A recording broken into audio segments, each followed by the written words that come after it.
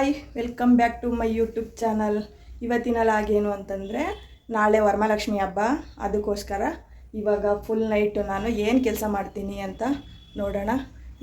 ನಾನು ಹಬ್ಬ ಮಾಡೋಕ್ಕೆ ಶುರು ಮಾಡಿ ಒಂದು 10-15 ವರ್ಷ ಆಯಿತು. ಆದರೆ ನಾನು ವಿಡಿಯೋ ಮಾಡಿ ಇದು 2ನೇ ವರ್ಷದ ವಿಡಿಯೋ. ನೋಡೋಣ ಯಾವ ರೀತಿ ಫುಲ್ ನೈಟ್ ಏನು ಕೆಲಸ ಮಾಡ್ತೀನಿ, ಯಾವ ಥರ ತಯಾರಿ ಮಾಡ್ತೀನಿ ಅಂತ ಹೇಳಿ. ಬನ್ನಿ ಇವಾಗ ಶುರು ಮಾಡೋಣ. ಅರ್ಧಂಬರ್ಧಂ ಕೆಲಸ ಮಾಡಿದ್ದೀನಿ. ಫುಲ್ ನೈಟೆಲ್ಲ ಎಷ್ಟೊತ್ತಿಗೆ ರೆಡಿಯಾಗಿ ಎಷ್ಟೊತ್ತಿಗೆ ಪೂಜೆ ಮಾಡ್ತೀನಿ ಅಂತ ನೋಡೋಣ.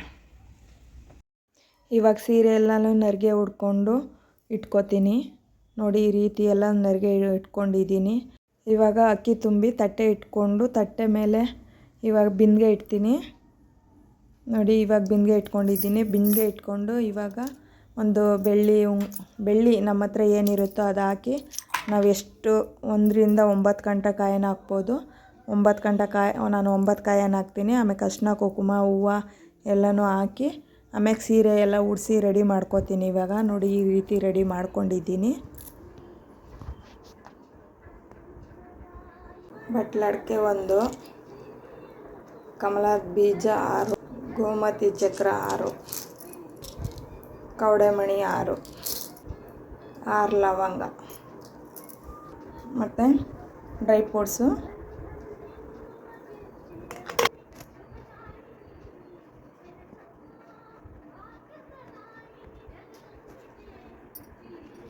ನಾನು ಪ್ರತಿ ವರ್ಷವೂ ನೈವೇದ್ಯಕ್ಕೆ ಅಮ್ಮನವ್ರಿಗೆ ಒಬ್ಬಟ್ಟಿಟ್ಟೆ ಪೂಜೆ ಮಾಡೋದು ಫಸ್ಟು. ಇವಾಗ ಒಬ್ಬಟ್ಟು ಮಾಡ್ತಾಯಿದ್ದೀನಿ. ಎಲ್ಲ ಅಮ್ಮನವ್ರಿಗೆ ಸೀರೆ ಉಡಿಸಿ ರೆಡಿ ಮಾಡ್ಕೊಂಡಿರ್ತೀನಿ. ಒಳ್ಳೆ ಟೈಮು ಯಾವಾಗಿರುತ್ತೆ ಆ ಟೈಮಲ್ಲೇ ಕಳಸ ಕೂರಿಸ್ತೀನಿ. ಕಳಸ ಕೂರಿಸಾದ್ಮೇಲೆ ನಾನು ಆಮೇಲೆ ಪೂಜೆಗೆಲ್ಲ ಸ್ಟಾರ್ಟ್ ಮಾಡ್ಕೊಳ್ಳೋದು. ನೀಟಾಗಿ ಕಳಸ ಕೂರಿಸ್ಬೇಕು. ಕಳಸ ಕೂರಿಸ್ಬೇಕಾದಾಗ ನೋಡಿ, ಇವಾಗ ಕಳಸ ಕೂರಿಸ್ತಾಯಿದ್ದೀನಿ. ಕಳಸ ಕೂರಿಸಾದ್ಮೇಲೆ ಗೆಜ್ಜೆ ವಸ್ತ್ರ ಅಂತೂ ಮುಖ್ಯವಾಗಿ ಹಾಕಲೇಬೇಕು ಅಮ್ಮನವ್ರಿಗೆ. ಅದು ಮುಖ್ಯವಾದದ್ದು. ಎಲ್ಲ ಇಟ್ಟು ಇವಾಗ ಫಸ್ಟ್ನೇ ಪೂಜೆ ಬಂದು ನಮ್ಮ ಹೊಸ್ಲು ಪೂಜೆ ಮಾಡೋದು. ಹೊಸ್ಲು ಪೂಜೆ ಆದಮೇಲೆ ನಾವು ಒಳಗಡೆ ಅಮ್ಮನವ್ರಿಗೆ ಪೂಜೆ ಮಾಡೋಕ್ಕೆ ಬರ್ತೀನಿ. ಇವಾಗ ಹೊಸ್ಲು ಪೂಜೆ ಮಾಡ್ತಾಯಿದ್ದೀನಿ.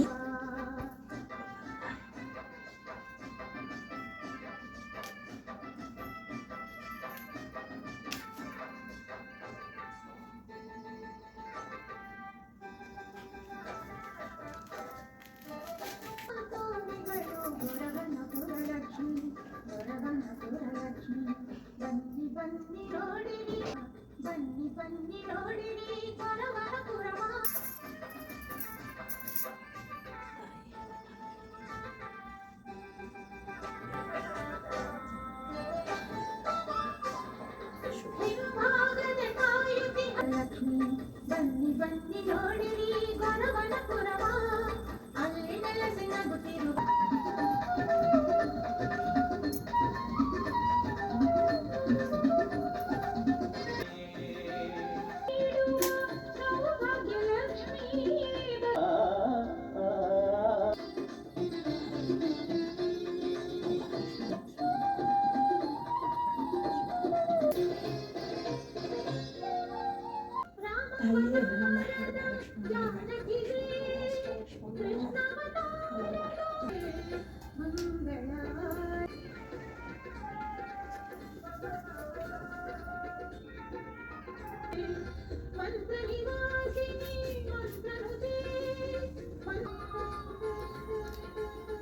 ಸರ್ವಮಂಗಳಮಾಂಗಲ್ಯೇ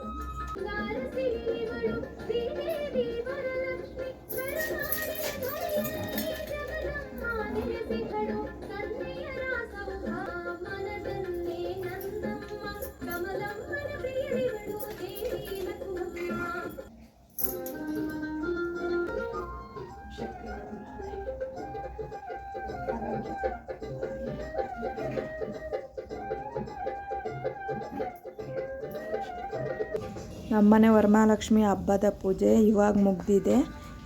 ಈ ರೀತಿ ರೆಡಿ ಮಾಡಿದ್ದೀವಿ.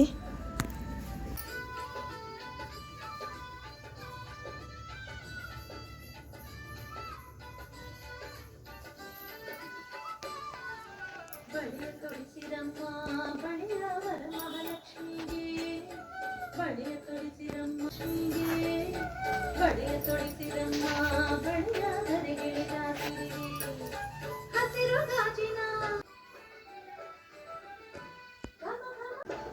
ಬಳಿಯ ತೊಡಿಸಿರಮ್ಮ ಬಳಿಯ ವರಮಹಾಲಕ್ಷ್ಮಿಗೆ. ನಮ್ಮನೆ ವರಮಹಾಲಕ್ಷ್ಮಿ ಹಬ್ಬ ಎಲ್ಲರಿಗೂ ಇಷ್ಟ ಆಗಿದೆ ಅಂತ ಭಾವಿಸ್ತಾ ಈ ವಿಡಿಯೋನ ಇಲ್ಲಿಗೆ ಎಂಡ್ ಮಾಡ್ತಾಯಿದ್ದೀನಿ. ಯಾರೆಲ್ಲ ಇಷ್ಟ ಆಗಿದೆಯೋ ಈ ವಿಡಿಯೋ ಎಲ್ಲರೂ ಲೈಕ್ ಮಾಡಿ.